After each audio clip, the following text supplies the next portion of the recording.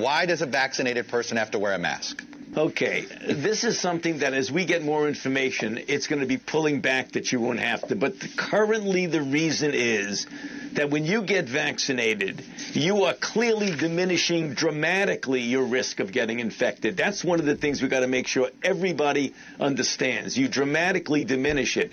However, what happens is that you might get infected and get absolutely no symptoms, not know you're infected, and then inadvertently go into a situation with vulnerable people. And if you don't have a mask, you might inadvertently infect them. Now, there's a small risk of that, but it's there. The other thing is that there may be variants that are circulating. We know New York area has their own variant, a 526. There's a South African variant. Fortunately for us, Chuck, the 117 variant that is dominant in Europe and in UK is also now dominant in the United States. Thank goodness the vaccine works very well against that variant. So then why the hell is he bringing up variants as some justification for continued restrictions after vaccination for individuals? There are variants, but, fortunately the vaccine works, against the variants too. Okay, so then why are you bringing up just got to throw something in there? Let's get really down into this, because this is a hill that we need to fight on. We need to dig in on this, okay? This is, and I'm not even going to get into today. A lot of you, I understand, have concerns about those at low risk getting vaccinated. I am opposed to mandatory vaccination, as you know. I'm opposed to vaccine passports, and people are who have reached out to me. I always appreciate the feedback I get from this audience, because they say, "Okay, Buck, you say low risk, so should children get vaccinated?" I say, "Well, no, of course not. That seems crazy. Why would children get vaccinated? They clear this virus without even knowing they have it, and they clear it very, very rapidly, and then they're immune. Doesn't make any sense. And they don't pass it to adults at any real rate. I mean, anything can happen in the world of epidemiology, right? But we can't base our public health policy on that. So why does the little health Stalinist, Dr. Fauci, why is he making this claim about how, he's saying we all should get vaccinated, but you still have to obey all the restrictions. You still got to do all the annoying stuff. Why? Oh, because, you could still inadvertently, as an asymptomatic, you could still. Yeah, but let's work this through together.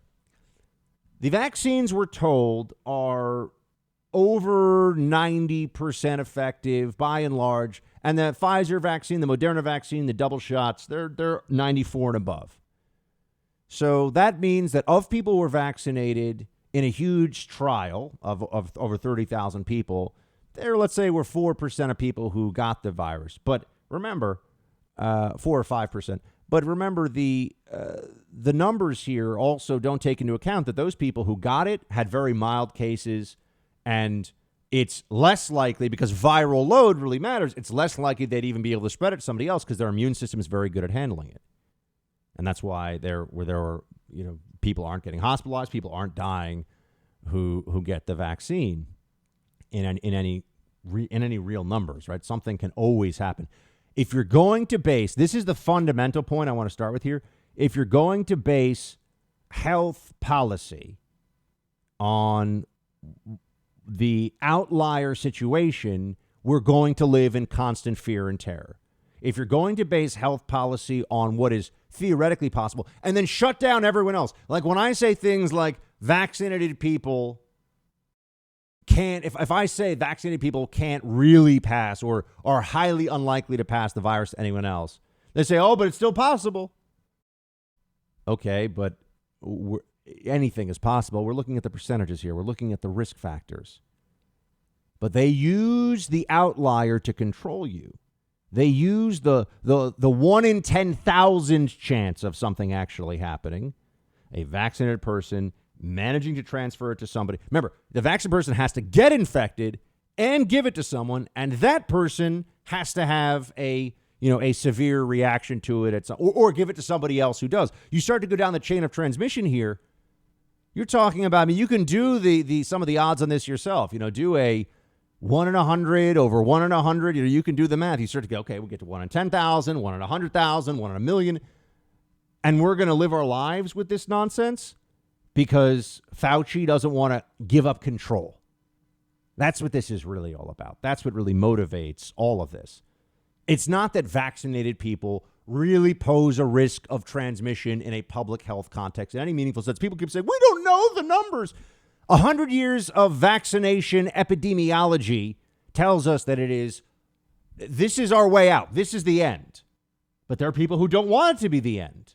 There are people who go, no, we need booster shots, and then there's variants, and Now we're getting into the debate that I knew we were going to head to all along, which is, so this never goes away?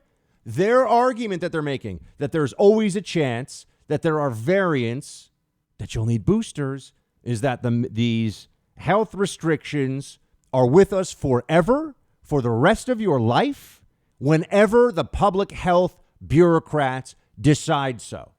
That's it. And a lot of people you and I hear that, and I mean, I want to throw up all over my microphone just even saying that, because these morons haven't protected us. Their policies have failed. Oh, that's right. Look at Mississippi and Texas.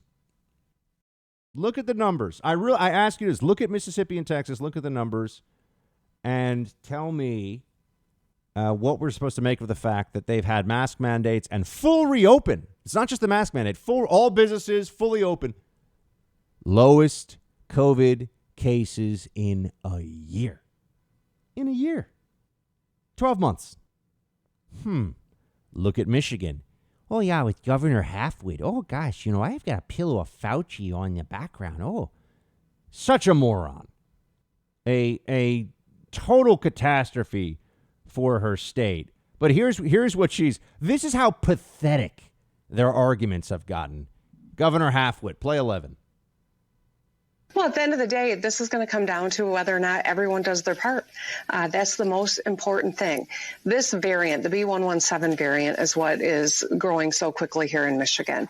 We have the second most of it, then I think right after Florida. At least that was the last data that I saw. Michigan and Florida are not next to each other, but this is the time of the year that snowbirds come home from Florida, where people are going on spring break, and all of these things can contribute to spread. And that's why we're imploring people to take this seriously, mask up, get tested. If you've been around someone who's positive, stay home. Oh, yeah, it's, I'm just going to throw in there, this is when people come back from Florida. Oh, they're so dangerous in Florida. Florida, as a state government, has kicked Michigan and New York and New Jersey's butts when it comes to COVID response. It's not even close. Because remember, it's not just the infection numbers. It's also those numbers and then the individual freedoms that are protected and the economy and where all of that stands. And Florida has just put on a clinic for the rest of them. And that's why Governor Ron DeSantis they hate him so much, because he's proven, one, what better governance looks like, what decent government looks like during a pandemic, and two, thanks to him, we have the results to show that Fauciism, lockdown, be terrified, double mask outside, all this stuff, Fauciism is absurd, it's deeply destructive, and it was completely unnecessary. That mindset did not help us, did not save us, actually made everything worse. Fauciism, like the BLM movement, really just makes everything worse for everyone. Here is Governor Ron DeSantis telling it like it is. Again, play 6. I think the messaging on this has been horrific. The messaging should be, get a vaccine because it's good for you to do it. It works. You're not going to have to be doing anything like abnormal. You can live your life. I mean, that has got to be what the message is. Unfortunately, I think the message has been very muddled when you tell people, oh, yeah, this is important, go get the vaccine, but then you still got a social day. You can't do this, you can't do that, you can't eat in a restaurant. Some of the people are still saying that kind of stuff. I think it's a huge blunder to be able to do it. So the challenge for us is going to be, we're going to have vaccine available, and you're not going to be able to probably fill up the appointments, and I think that that's going to be consistent throughout the country. So my view is if you get a vaccine, the vaccines are effective, you're immune, and so act immune.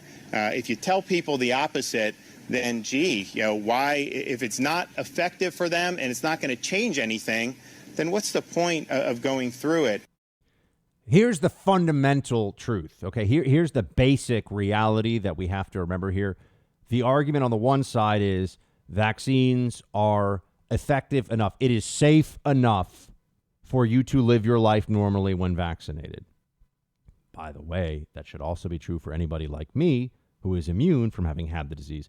But vaccines are safe enough, meaning that you are safe enough to do whatever, to stop wearing a mask on the damn treadmill, to stop going outside with your mask on, to stop going to restaurants when you've been vaccinated. That's the argument. The other side says, no, there's still a chance. There's still a chance. There's still a chance. There will always still be a chance.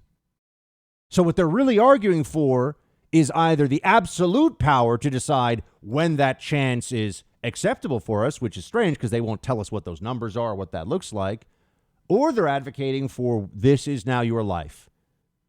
Drive in your car on a beautiful day, put the top down, wear your mask. This is what these psycho libs who are so emotionally damaged, who honestly just lack so much of the intestinal fortitude necessary to go through life without being a coward about things. I mean, look, senior citizens have real concern, real risk from this disease, and I understand that. I'm talking about 25-year-olds watching MSNBC too much who are, I'm doing my part by staying home and ordering Uber Eats. I won't go outside until it's totally safe and Fauci says so. I lived my life exactly as I told you. I traveled. I went to events. I obeyed the rules that I had to. I didn't obey the rules that I didn't. And after 13 months, I finally got COVID, and I'm fine, and here I am. Never once have been, I can't do that because the COVID's out there, Because I understand what the risk profile is. When I had COVID, were there times where I thought, wow, I could end up going to the hospital with this, couldn't I? Like, that could happen. Yeah.